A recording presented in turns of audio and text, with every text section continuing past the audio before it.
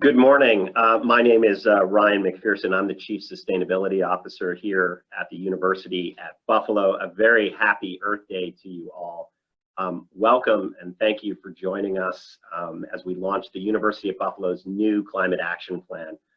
Before we get going, a few technical pieces regarding the webinar platform. All attendees will be muted and not on camera. This is really done to reduce our background noise and to make sure we have enough bandwidth to pull this off this morning. We welcome your questions and we'll answer those in the second half of our event. If you have a question for the panel, please make sure to put it in the Q&A section, which is on the lower portion of your menu bar. You'll see a Q&A down there. Just click on that icon in the lower tab and we'll do our best to get to you on those. Do not put questions in the chat field. Again, please put them in the Q&A area. Our program today is in 4 parts. First, we will hear from Provost Scott Weber, who will provide context for our conversation and a summary of the university's 10 in 10 plan. We will then hear brief opening statements from our fantastic panelists who will speak to the specific areas of the plan that they have expertise in, as well as really the broader reasons for why this work is so important. This will be followed by a discussion across the panel and then direct questions from attendees, again by submitting to that Q&A icon at the bottom. We also invite you to check out UB's new 10 in 10 Climate Action Plan at buffalo.edu/climate-action. So there you will find the framework of the plan and a summary video narrated by one of our great students, Sydney Jackson, class of 2022. Finally, engage with us all day on social media to help others become aware of this strategy by adding hashtag #UBClimateAction to your posts. So this plan was made possible because of hundreds of people across the campus and beyond who really contributed to its success. On a personal note, I have an immense amount of gratitude to our faculty, our staff, and of course our students. And there are really too many individuals to mention by name, but please know that we are grateful to all of you and all you do to make UB more sustainable every day. We also appreciate our friends at NYSERDA, or the New York State Energy and Redevelopment Authority, whom provided critical funds to assist us with this endeavor. In addition, gratitude goes to Provost Weber, President Tripathi, and Vice President Hubbard, and other members of the senior leadership team here at UB who have provided steadfast support and leadership in this space. Finally, we thank Amir and his colleagues at Canon Design, my co-chair Tonga Pham, Mary Kavatsky, and most importantly, my fellow team member, Derek Nichols. They were the backbone of this team, and without them, this simply would not have happened. So as we begin today, it's only fitting that we acknowledge the land upon which the University of Buffalo operates, which is this territory of the Seneca people, a member of the Haudenosaunee Six Nations Confederacy. And today, this region is still home to the Haudenosaunee. And we are incredibly grateful for the opportunity to live, to work, and to share ideas in this beautiful territory. There is no doubt that we are living in strange and challenging times. Our lives have been upended. Some of us have lost loved ones, and the delicacy of our planet has been put on full display for all to see and feel. But this is also a time of great learning and hope. At no other time have we witnessed such cooperation and collaboration to advance care and safety for the most vulnerable among us. Think about it.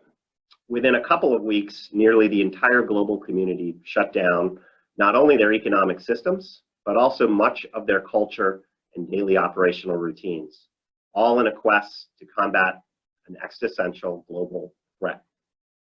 COVID has acted as a dress rehearsal for the larger work we must engage in around the threat climate change poses. And like any challenge, we need leaders to help guide us, and we are immensely lucky to have one of those with us today. Provost Weber personifies the University of Buffalo. He joined the faculty nearly 40 years ago and continues to be one of the most innovative, creative, and driven people I have had the pleasure of knowing over the past 20 years. He also is someone who is deeply committed to the issue of climate change. He understands the value of science, the fragility of life, and the importance of how decisions deferred can create dire consequences for present and future generations. Scott was appointed provost and executive vice president less than 2 months before the COVID pandemic hit. His leadership, along with the president, has provided a steady hand on the tiller as we navigate this storm. We are honored to have him join us today and full of gratitude for the work you're doing, Scott, to keep RUB strong, resilient, and moving forward. Provost Weber.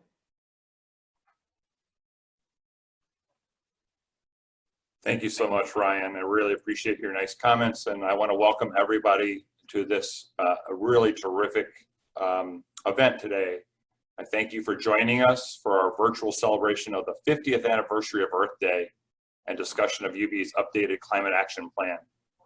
At UB, we recognize the economy of our region, nation, and world, and the quality of our lives are increasingly tied to how we develop and deliver energy and manufacture products, how we use and sustain our natural resources, and how human activities alter and impact the environment.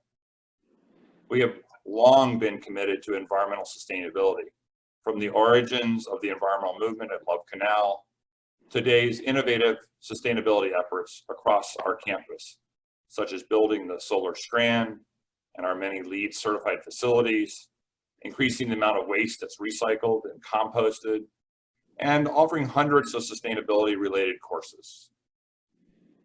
And while our normal campus operations have been disrupted clearly by COVID-19, our commitment to evolving, building resilience, and minimizing our environmental footprint on the future remains very, very strong. At UB, we understand sustainability as something intertwined with the very essence of what the public research university is.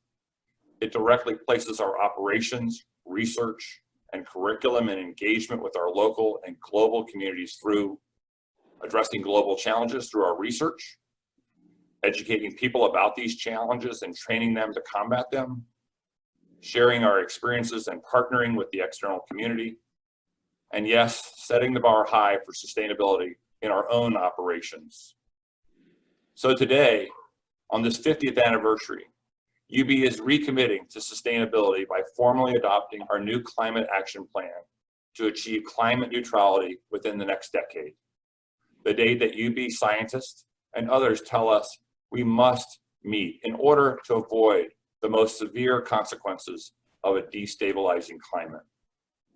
UB's 10 and 10 is a roadmap of 10 important steps we are taking to increase climate action through the university and put us on a path to net zero emissions by 2030. They were developed through a robust campus engagement process and include putting a price on carbon, electrifying our fleet, taking stock of our food, greening our commute, flipping the switch, achieving zero waste, keeping it cozy and green through better heating and cooling. Not all electricity is created equal. Investing locally to provide flexibility, which is through our offset program, and making it happen by leveraging UB. These 10 categories also form a framework for our implementation efforts, each corresponding to a working group headed by one of our fantastic UB colleagues. For more detailed information about the plan, and I'm sure we'll hear more about it today, please visit www.buffalo.edu/climate-action. So the COVID-19 situation has made it clear that all of us are capable of making changes and sacrifices for the greater good of the community. It has frankly been humbling to witness the incredible work of all members of the UB community to enable us to continue advancing on our mission during this very extraordinary time. Similarly, UB's decades of sustainability accomplishments have arisen from our commitment to protecting the greater good and ensuring a bright and healthy future. On this 50th anniversary of Earth Day, and I do remember the first one, we are not only looking back on our foundational sustainability work, we are also looking forward. We are making an institutional commitment to work together as a university community to achieve climate neutrality by 2030. But for us to be truly successful, this institutional commitment will only be achieved if it is also met with an individual one from every single member of our 40,000 person community. Together, as a university, we can and must make this happen. Thanks to all of you on the call, all our friends, and those who couldn't join us today for your interest in sustainability and for joining us for today's conversations. Thank you so much. Thank you, Provost Weber. Our virtual clapping here, excellent. Thank you so much. And Provost Weber is joining us from the Himalayas this morning, which is fantastic, one of his favorite spots that he's hiked in. We're now going to hear from our great panelists with some 2-minute openings, and I'll do just a very brief introduction of each of the panelists. We'll start with Dr. Elizabeth Thomas. She is a geochemist and paleoclimatologist. She has one of the coolest titles by far of anyone up here today. Her research aims to understand how the changes in the Earth's climate have affected precipitation patterns in various parts of the world.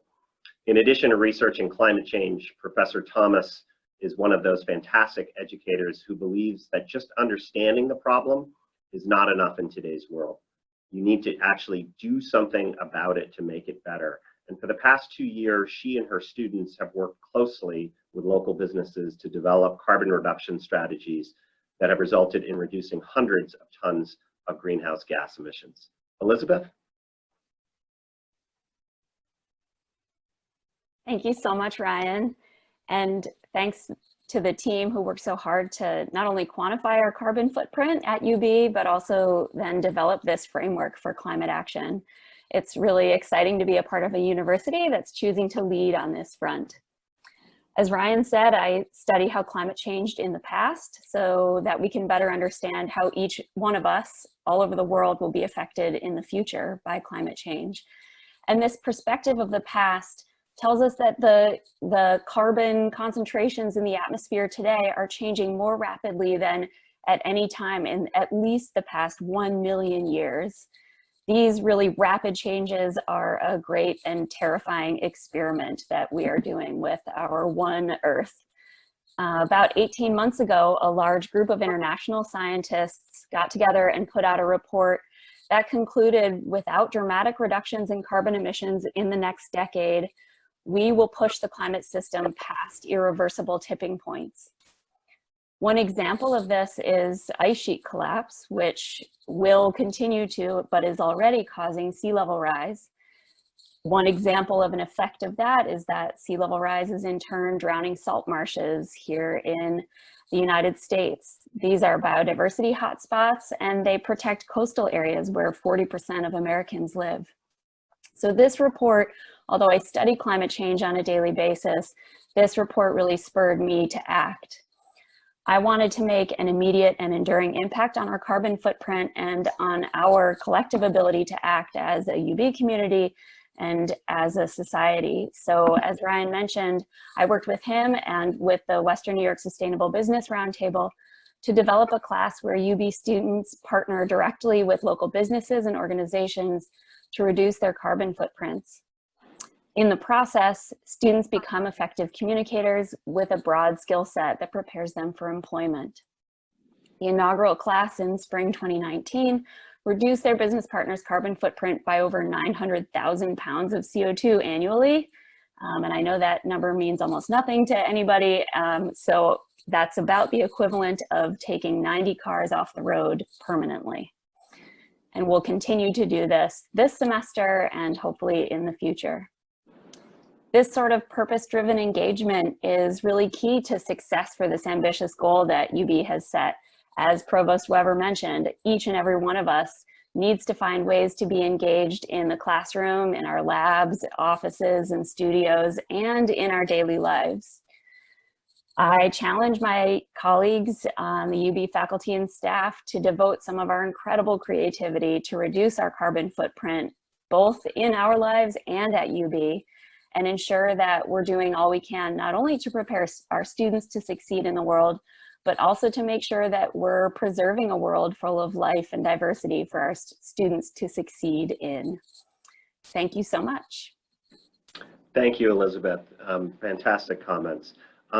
Next, Maya Miller is a UB undergraduate student here in the School of Architecture and Planning. And she's almost, I think, almost a semester away from graduating. Very happy for her. In addition, Maya is an Education Leadership Fellow in Sustainability here at UB, and someone who is working every day to really build the world that we all collectively seek. She also represents a generation sometimes referred to as a youth quake that is focusing on solutions and pushing all of us to really take responsibility for our collective actions. Maya, thank you so much for joining us today. Thank you, Ryan. As we all join in virtually today, we are reminded of our human vulnerability, as well as our collective ingenuity in the face of crisis. Unfortunately, as we're facing this current crisis, our Earth continues to suffer from climate change. In fact, we have been confronted with this reality for decades now. This crisis is one that impacts us all, but it is of particular concern to students and young people. In fact, according to the Amnesty International survey, it is the most concerning issue for people under 25. That concern was demonstrated by the 4 million people who gathered around the world to demand climate action at last fall's global climate strikes. I believe we must continue to voice our thoughts on climate issues. We must continue to take action through our personal choices to lessen our impact on the Earth, by supporting sustainable business, and by voting for local leaders and policies that positively impact our environment. But what is most consequential is the action taken by organizations and institutions. These parties are responsible for much of the environmental damage, but more importantly, they have the resources to create meaningful change. And that is why I'm proud of the action the University at Buffalo has taken today. The 10 strategies outlined mark a significant shift toward climate neutrality. I believe over the next 10 years, these strategies will become standard practice within organizations and institutions. I look forward to the systemic revolution in responsibility, innovation, and investment towards protecting our natural environment. And as the university culture shifts to prioritize this health, I believe many students like myself will take with them this sense of responsibility. As a future workforce, we students must demand a better future. In the type of work we engage in, the projects we accept, and the companies we work for and create. Thank you. Thank you, Maya. Inspirational words. Thank you very much. Amir Razai is the high performance building analyst at Canon Design, or perhaps as we refer to him, a complete data geek. Amir and Canon have been true partners in this endeavor, and from day one have helped us think about how to bring data to life and thus communicate more effectively as to what specific mitigation efforts may look like. On a personal level, Amir has been a phenomenal colleague through this process, always focusing on solving problems and staying in that really proactive lane when numerous challenges found their way to our desks. This makes sense because, of course, Amir has his master's from UB School of Engineering and Applied Sciences. Little plug there. Amir, thank you so much for joining. Well, sure thing. Well, first of all, thanks for having me. And I was kind of reflecting this morning on the past 10 years of my life in the United States, and I clearly remember that cold morning of a winter day 10 years ago or so when I started UB, got to Buffalo actually to start my grad work here. Actually, I was one of Provost Weber's last grad students, just will plug it there as well. And I clearly remember I had this feeling of this can be home. This is a beginning of a new life. And just reflecting on that from the context of what can happen in 10 years, it's really given me an immense sense of gratitude, being able to kind of come back full circle and, come back to Buffalo and work for Canon Design. And then as part of that, helping my alma mater kind of get to where we are starting to kind of initiate this initiative today to set the path to get to neutrality in 10 years. And I gotta definitely thank a couple of colleagues here, at least one of them that I know is on the call today, Austin Izzo. If you see me, hi. His incredible work helping us create the visualizations you'll see in the plan. It's been incredible to see. And what I want to encourage you and leave you with today, my opening remarks here is, what we have done, I think our main contribution to this plan has been really bringing that data to life. Whether it's the energy in the buildings or the food system or transport, the amount of carbon that's coming through the immense amount of activities happening because of UB's operation. Our goal and mission was one thing: to bring that data to life, get it in a platform, in an environment that is more intelligent, in a way that researchers, students can really benefit from that, and really come up with creative ideas that may not have been possible before that. And that's the window of opportunity that I think is out there right now. And I encourage you all to think about what you can do, whatever you're doing in your work, whether it's research or in your studies, to leverage this to create even more change in the next 10 years. We know we don't have much time to lose. So I definitely encourage you to kind of think about those kind of avenues, and I hope we really accomplish something great in the next 10 years or maybe sooner. So thank you. Thank you, Amir. Thank you very much. And last, of course, but not least, Tonga Pham is the Associate Vice President for Facilities here at the university. So that means she's responsible for overseeing 175 buildings and the hundreds of acres that make up UB. She is also an incredibly strategic and analytical person. Some of us even think she has a little bit of Vulcan in her. She's both professionally and personally immensely committed to the issue of and the existential threat that climate change poses to us. She's been a true partner in this process and anchoring us all to not only the reality of living in a world with limited resources, but also in pushing us to achieve our objective every day. So thanks for taking a moment, Tonga, to stop breaking things across campus and join us, and Happy Earth Day. Thank you so much, Ryan, and happy Earth Day to everyone that's joining us. Thank you for those opening remarks. And yeah, I mean, very similar to Ryan and Scott Weber. I'm also a very avid outdoors person. Recently was able to do a really wonderful 2-week hike in Patagonia, and I think, although always very conscious of climate issues, I think I really got to see it when I was actually in the region. We saw pictures of a beautiful glacial field, and I think just in the last 15 years, the retraction of that glacial field was immense. Down at one of the campsites, we were able to see pictures of what the field was like just 15 years, which is not a lot of time, believe me, people.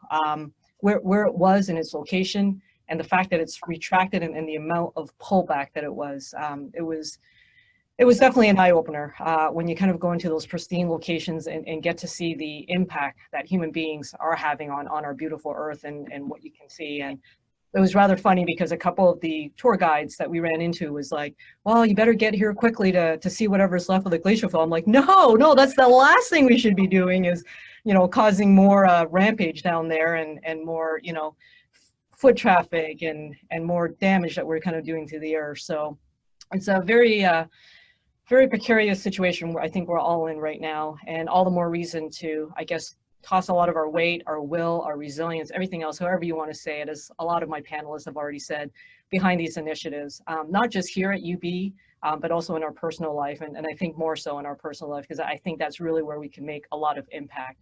Maya had hit it right on the head. We need to let our wallet do the talking and vote in such a manner is my personal mantra. Things that kind of keep me up here as part of why we picked the 10 and 10 when Ryan, Derek, and I kind of started setting out on what do we want to do. This campus is basically a small city when you combine all three together. Provost Weber had kind of said, we're a 40,000 person strong community. That's huge. Spread across 3 campuses, over 11 million gross square feet of buildings, a little over almost 1,200 acres of parkland, green space, etc. We have a tremendous opportunity to make a huge impact in at least the Western New York, if not Erie County kind of area. So, I just kind of remind everybody, we need to be innovative, we need to be creative, in what we're trying to do, and be open to changing our way of life a little bit to really take the positive effect that we need to do. So thank you. Thank you, Tonga. Thank you very much. We're going to segue now into some questions across the panel. And just a reminder to the over 250 attendees that we have right now, that lower on your lower navigation pane, there is a Q&A button. Just click on that to ask your question, and we'll get to those. So maybe to start us off here, you know, a question for the panel here. What do you think is unique about this specific climate action plan, and how does it really kind of differ from others that you see? Is there something that stands out at all, or what do you really like about it the most? Maybe Amir, maybe start with you. Yeah, sure. Since we've been kind of involved in the process with you and Tonga and the rest of the team from the beginning, one of the things that, you know, obviously being the academic guy, I always want to start with a literature kind of review kind of thing. So we kind of really looked at the precedents of other climate action plans. You know, we saw the good, we saw the bad. And there was one thing that stood out to us was majority of the climate actions we saw were really long documents, a lot of good information in them. But nonetheless, very long documents. And hey, you live in the technology sort of era of, you know, how much of a short span we have. So, you know, in collaboration with you, obviously, that was one of the biggest goals we had, to kind of simplify bite-sized information that people can understand and digest and really turn into action. So that was definitely one of our biggest missions with this climate action plan update.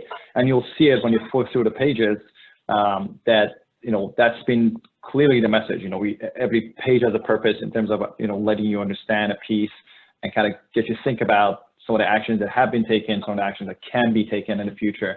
So I think that was definitely one of my favorite pieces about and how, you know, this new climate action plan is different.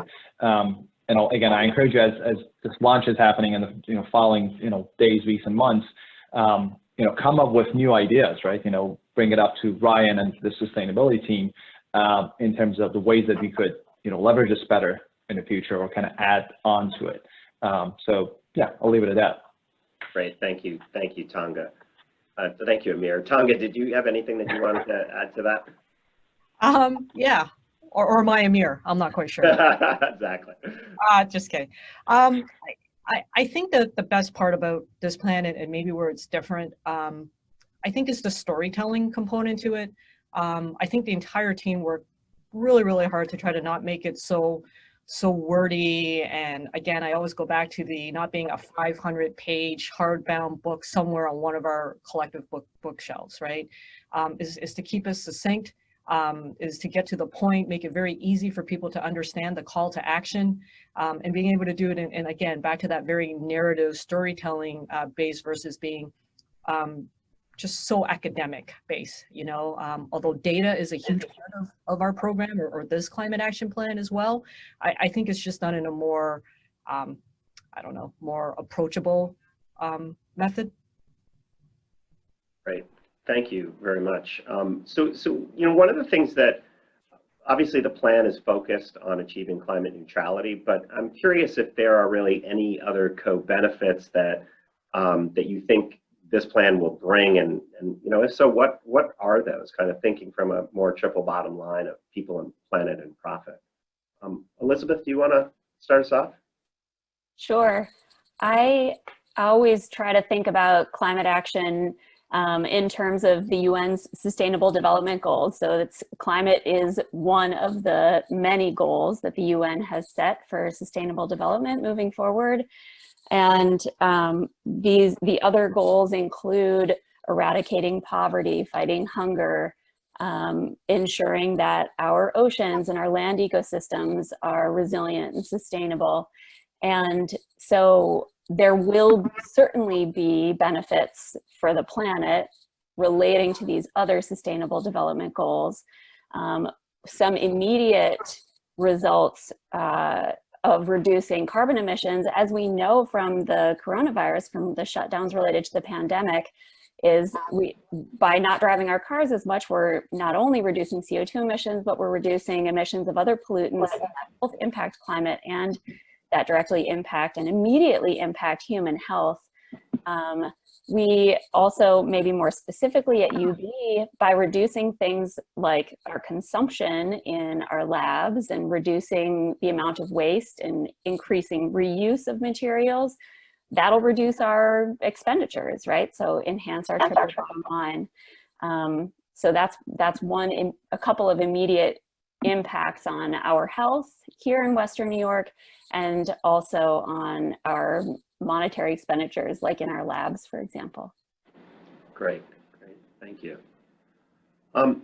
Maybe if, I was listening to Provost Weber's comments, and obviously there's a lot going on right now in the world with the COVID pandemic, and I'm wondering how, are there things that we can learn from that that might be applied really to our work in fighting climate change, and what the panel may think of that. Maya, do you want to start us off? Super. I think that this current pandemic has taught us that we need to get before it reaches, before a pandemic or before a crisis. I think we have all collectively gathered in tremendous ways responded to this crisis, but I think we have more power if we are not reactive and we prepare for issues that we know based on research are bound to happen if we continue this way. And I think that all of us have changed our daily habits in response to this pandemic. And we know that we can now do that in lesser amounts to confront climate change and to make a positive impact on the environment. That's great. Yeah, Mir. Yeah, I was going to kind of tack onto that because it really resonated with me. I was on a webinar yesterday. One of our chief sustainability officers actually was on a panel similar to this. And one of the things, to Maya's point, that came up was it was about resiliency planning specifically. But the point was, every time a community is hit with a certain disaster, if you will, that's all they want to talk about. But you got to think about it holistically in a system point of view as well. Like right now, all people are talking about is COVID and how that's shifted our mindset. But 10 years ago, 5 years ago, when communities were hit with hurricanes, that's what they were talking about. So keeping the focus and not being reactive, to Maya's point, is really the key, because there's certain things about science, technology we know exists right now. We know things that are in the future that maybe we can't rely on as much, but the key is the things we know now, let's see if we can take action on it right now, is the key. Great counsel, super. So, at its heart, this is about the institution taking responsibility for our emissions here and working to get them to zero, but it's only going to work if each individual also personally really commits here to acting and making a difference. So I'm wondering from all of you, what specifically do you see, and we've had some questions already in the Q&A come through on this, what individuals can do right now here at UB to really help move us forward in this space? Elizabeth, do you want to start us off? Sure, I can start. I think it's really important for faculty, staff, and students within departments to really think about how each one of us can contribute to a change within our department, within our labs, within our classes and research programs, and to start at the level that we can tackle, right? So that's hence my suggestion at the department level. But whatever level you're comfortable with working at, team up. Students, talk to your faculty mentors and see if you can work together with them and the staff in your department to make your department picnics more sustainable, right? Don't have meat at your department picnics, or try to make sure that you're reducing the amount of waste in your laboratory research, or I think any level that you can work at and make a difference in the daily operations at UB, that'll be really important and will add up together if we all collectively work on that to a large change. Great. Tonga, you had chimed in there. Yeah, thank you. So Amir might be the data geek, but I think I'm just the engineering geek in general. So I'm going to put that hat on right now. And I've been seeing some of the questions as well coming in about how do I do this? How do I make this change? Or how can I contribute to UB's, right, initiatives? And back to what Elizabeth said, there doesn't have to be anything huge and heroic and at huge systems level. I mean, we can all do our little bit. So things like, being a little bit more comfortable with being uncomfortable.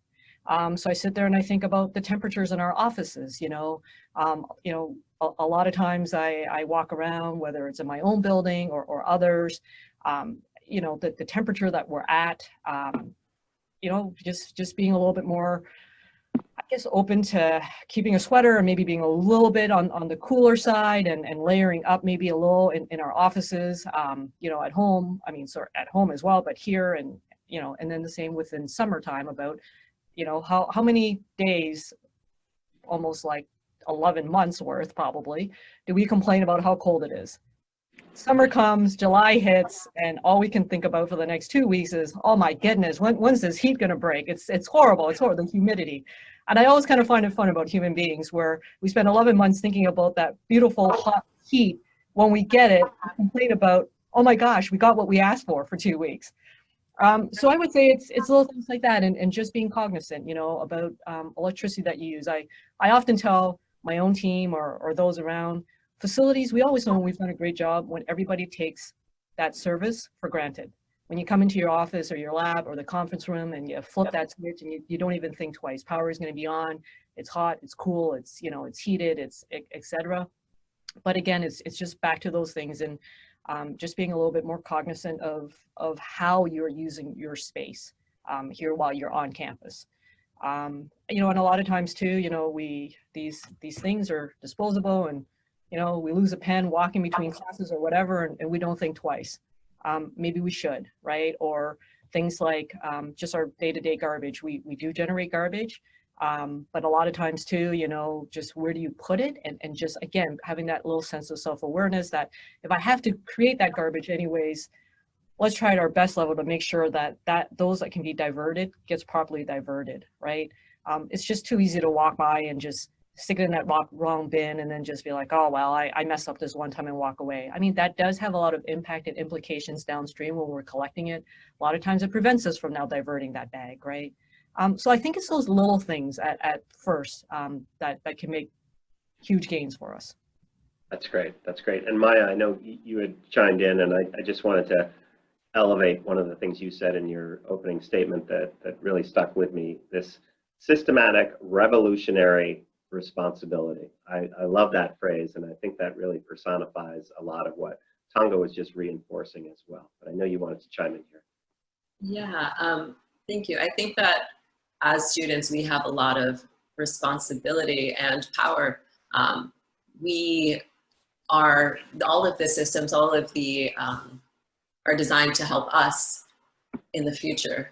And I feel like if we are engaged in clubs and in leadership and can kind of dictate these policies that are then going to be in classrooms and followed by our peers, we are then entering the world and entering the workplace with these set of principles and systems for how we're going to manage waste, how we are going to how we're going to use heat, and all of those consumption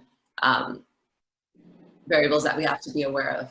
And I think as long as, or if we're active in our clubs and in leadership and just change the conversation towards sustainability and get our peers on board, that's doing tons of work. It's one domino that's affecting millions of, hundreds of people if you talk about it and if you get these policies within your friends and further the community. That's great. Thank you. I think as Gandhi reminded us, change begins with the individual. Let's move into our questions from our attendees, and we'll start with one from Jeff, who asked, what do you think will be the most visible changes to the campus over the next few years, and how do we measure and share the message of success with that? So a lot of different ways we could go with this. Folks who want to take that? I can just chime in briefly with a hope for a visible change. As we all know, looking out of our buildings to the surrounding campus, there are huge parking lots at UB, and they're always during classes and during the semester full of cars because many of us are commuting individually in combustion vehicles to and from campus on a daily basis. And I would hope that a very visible change in the very near future would be an increase in more sustainable commuting options. So that would be more use of public transit systems, safer routes to and from campus for us to walk and bike and use alternate forms of transport, and places on campus where we can feel safe getting cleaned up and changing and getting ready to start our work day. So I would hope that in the very near future, when we look out of our buildings, a very visible change will be very few cars parked in those parking lots. That's great. That's great. I'll jump in on another one that the president had unveiled in his State of the University address, but we are engaged in a very large project right now of bringing in on-site solar across the campus, basically installing about 15 times the capacity that we have now. And so you will see a lot of change within really the next year here, the North Campus, the South Campus, and even downtown, a presence of on-site renewables that will join the Solar Strand and the Norton Roof Array and others. And Tonga and her team are doing some great work on that, as our partners at Solar Liberty as well. Maybe segue into another question that came in from the group, from the attendees. What do you believe is the most pressing of these 10 goals? And which one should we accelerate at the greatest clip here? Yeah, Amir, you want to jump in? Yeah, I can start that up. It actually is very similar to the point you were just raising right now. Again, being the data guy, I am looking at that pie. I'm trying to kind of attack the one that is most effective, but trying to do that most cost effectively. So I think your point, Ryan, was really spot on in terms of electricity use on the campus is probably, I should have it on the top of my head, but it's a big chunk of the pie. It's probably 40 or 50% of entire carbon emission of the university system. So anything that you could attack that part of the pie and kind of making sure that you're kind of making an impact there, it's going to go a long way. And doing on-site renewables and off-site renewables potentially is smart way to start there. That's great. Elizabeth? I think the very first goal, which puts a price on carbon for those of us on campus, will affect all of the different sectors that cause CO2 emissions on campus, and nothing like money that makes us act, right? Exactly. Those are great. Any others on that? Why don't we segue to a question that focuses really on our students, and it was a question about some of the process. So how are students involved in the creation of this climate action plan, and will students be involved in moving forward? Yeah, thoughts on that, Amir? Yeah, sure. I mean, first and foremost, Austin Izzo that I mentioned, he interned with us. He is and was at the time a UB student, so he played a pivotal role, kind of bringing his expertise from student side. Not to mention that he also essentially played the bridge between the consultants, the professional team, and the students. And we had many stakeholder engagement sort of meetings with students across the campus, as well as the staff and faculty. And as far as the plans moving forward, I'll maybe leave it to Ryan or Tonga to chime in, but I know there's a lot of plans in terms of getting the students involved with updating the information on a regular basis and beyond. Yeah, it's a great point, and we've had a lot of groups who gave us input, as mentioned there, across the campus. And one of the 10 areas is kind of called Making It Happen, and it's really focused on the faculty and students specifically, and how might we use our climate action plan as a pedagogical teaching tool. The experiential learning component that we know is really critical to today's public research universities. So we're looking at that piece as one of the 10 components itself will be central to making that happen. Exactly. Any others on that at all? Yeah, Tonga. I sure as hell hope that we will get a lot of student involvement on this revision of the CAP. I think that's exactly the type of energy that we need. I talked before about, the need for being innovative and creative. And that's exactly that type of energy that we're hoping that the student community will kind of help bring to us as well, right? So yeah, really looking forward to it. And my own note is, I think everybody on the panel is a little tired and getting a little lazy right now. So we kind of need that next team to step off the bench and maybe come onto the field and let us take a little bit of a breather. So. Great counsel. Let's go to another question. How will the plan engage local municipalities in the conversation and moving forward? Maybe I'll take a part of that. So a large part of our work within the sustainability realm here at UB, the strategy was to really focus on how we can work with the region to advance things through the One Region Forward initiative that the School of Architecture and Planning really led with our partners, to the Western New York Sustainable Business Roundtable, the Western New York Environmental Alliance, and groups like that.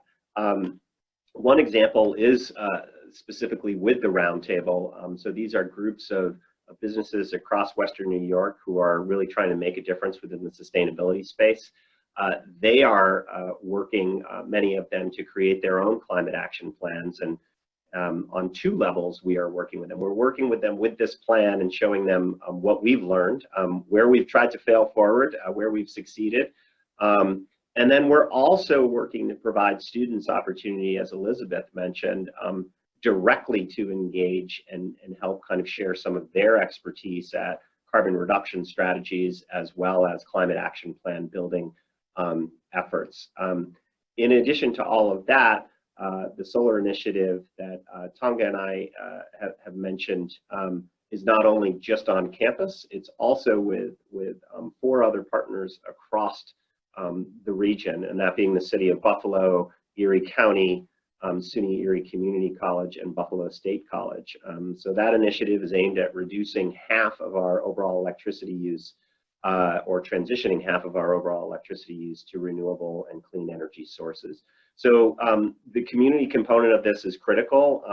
It's one thing for UB to get its self down to net neutrality, but it's only going to work if we all get there.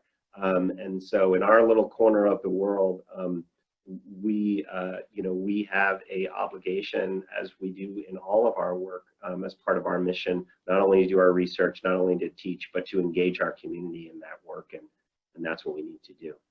Elizabeth, do you have a point you want to raise? Yeah, I mentioned before this hope that when we look out at our parking lots in the near future, there won't be any cars, but to make those alternate option commutes really popular, we're going to have to work hard with our with the communities around UB to make sure that the routes are available and safe and frankly easier than driving in a car. And so we're going to have to work with the communities around UB to make those happen, and also work with like the NFTA to be sure that the subway line in fact happens and things like that. And then I think, one of the other 10 is investing locally to offset emissions that we can't avoid in the next 10 years. And so there's a lot of space to innovate and invest in local communities in that sense. One of the best ways to reduce emissions from buildings, I've learned from my colleagues in architecture and planning, is to insulate them. And we know that a lot of buildings here in Buffalo were built when energy was cheap and there's no insulation in them. So can we help families who can't afford to insulate their homes? Can we help them insulate and thereby offset emissions from air travel at UB, for example. There's a lot of room to innovate in and work with the surrounding communities for that specific action. Great points. Thank you, Elizabeth. Maya, a question specifically for you that's come through here. What elements of the plan do you envision applying to your future life as a new graduate? Nothing like putting you on the spot. Great. Well, Elizabeth mentioned a lot of work with architecture and planning, and that's what I'm going to graduate and get my degree in. And I think there's a lot of space to design the physical environment, the transportation routes to be more friendly to other transportation, but specifically for the 10 strategies, reducing building and energy use is something that in architecture and planning I would have a role in. And I would go further than that, and I think that it's important to reduce the consumption of energy when building and when constructing these buildings. So I think that is something I want to focus in when I graduate and I have my practice. Great point. We have a question that's come in here that I think we've touched, but I'd like to take a little bit of a deeper dive because I know it is on people's minds. You know, so your plan was crafted before we were living in April 2020, or I would say probably even March of 2020. Is there an approach being undertaken to fold in the economic, educational, political, emotional realities that are unfolding in the world that includes COVID to best ensure a path to success? And I'd like to just maybe tweak that question just a little bit. One of the areas that we know we are going into at this university, in this state, in this nation, in this world, are some economic challenges. And so, you know, I guess the question for the group is, you know, how do you implement a plan in this environment, especially when, you know, we're going to have to start tightening our belt when it comes to costs and economic realities that we're going to face? I'll have a stab at that. However, it might be a little bit, you know, I feel like we are living in this moment of, you know, feeling change is coming, but we don't know exactly how it's going to affect us. But maybe dream with me for a second, right? You know, if you've been following some of the articles out there, there are a lot of parallels that are being drawn between the climate change and the COVID situation, and how, I mean, a lot of those articles are focused on, yes, we can urgently take action, right? But I don't know if the plans have emerged yet. I know, at least from our side, on the private side, and I'm sure on, you know, the university side, there are conversations happening. But in my opinion, those are along the ideas of, yes, we could take urgent action, but what form it's going to take may not necessarily be emerging yet. But I think in my framework, at least in my head, you know, it's got to be framed around the idea of what are the areas that you think you're going to save, not only emissions, but also money. You know, things that come to my mind are things like, you know, there's got to be a conversation about real estate, right? You know, if we could all work from home, maybe there's money saved in real estate. And then you could put that into offsetting through some kind of measure for your campus or for your company, whatever that is. And examples like that are really numerous, and I think it's kind of ruminating in people's minds in various places. But I guess from my side, I'm staying hopeful that that's going to be, you know, on the positive side. I'm not going to say it's going to solve all the problems from the cost standpoint, but I think there's a lot of balancing that is going on right now, which is amazing to see. That's great. Tonga, I think you had your hand up. I didn't, but I'll chime in. I think when we set out these 10, I mean, I know we had, you know, the lens of UB, but I was just sitting here and reflecting, and I think those 10 also carry forward into our own personal life, right? So you're kind of asking, well, how do we balance these things? And I kind of looked to my own self, and it's like, you know, there are things that I could do in my home life that helps me kind of decrease my expenditures on my own side, you know, which then allows me to have maybe a little bit more funds that I can do other things with. So whether it's donating to helping other charities, whether it's, you know, buying more gourmet Pop-Tarts from my local coffee house to try to keep them afloat at a time like this. Probably more Pop-Tarts than any human being should be consuming on a weekly basis. But, you know, I think when you think about it from an economic standpoint, maybe there's a lot of things that we can do in how we live our lives that might be able to give us a little bit more freedom and bandwidth from a money or resources standpoint too, to maybe assist others. And you know, we talk about money a lot, about the economy, but you know, time is the biggest commodity we all have. And you know, if we do behavioral changes differently, maybe we can afford more time as well to invest into other key initiatives that are going on that we might be able to help our community with at a time during COVID. Those are great inspirational words to close on here. So an immense thank you to the panel. So great to have your perspective here on Earth Day. A big thanks to Provost Weber for joining us. He has a lot on his plate right now. And most importantly, thank you to the over 250 of you who joined us today in making this work a priority in your lives. Please make sure to visit buffalo.edu/climate-action and tag us in your social media posts today with the hashtag UB-ClimateAction. In addition, we still have one more week of UB Sustainability Month, including a great event on Monday with the UB Law Clinic and their sustainability work in Puerto Rico. You can find information on that on our site. And it really, in closing, the just released book, The Future We Choose, Surviving the Climate Crisis, the authors who were the UN negotiators on the Paris Climate Agreement remind us that we have a choice, individually and collectively, to influence our future world. They write what our future selves might reflect, and I wanted to share this quote with you as we finish up here. So we realized that the perpetuation of our species was about far more than saving ourselves from extreme weather. It was about being good stewards of the land and of one another. We emerged from the climate crisis as a more mature members of the community of life, capable of not only restoring ecosystems, but also of unfolding our dormant potentials of human strength and discernment. Humanity was only ever as doomed as it believed itself to be. So thank you for joining us. Be safe and have a thriving